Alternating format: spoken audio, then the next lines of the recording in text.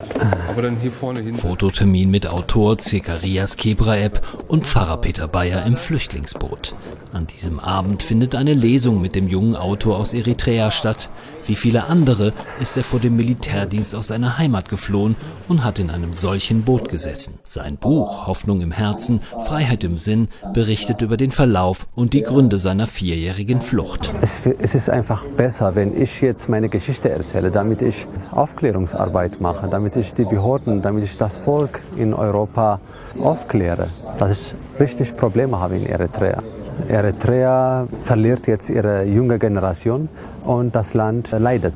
Vom 17.09. bis zum 1.10.2017 ankert das Boot in Leverkusen-Rheindorf. Die Lesung ist Teil des Programms. Das Boot bleibt ein Mahnmal für die lebensbedrohliche Situation in Krisengebieten und zugleich für die Notwendigkeit, christlich zu handeln. Ich denke an ein Ehepaar, das vor 2 Wochen in das Boot gestiegen ist, beide recht beleibt, und er sagte, 80 passen hier nicht rein, und sie zu ihm sagte, die sind aber auch nicht alle so fett wie du.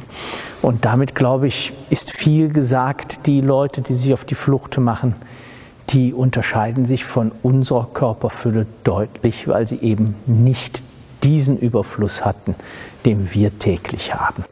Mit dem abschließenden Gottesdienst am Erntedankfest verabschiedet sich die Gemeinde von dem Flüchtlingsboot.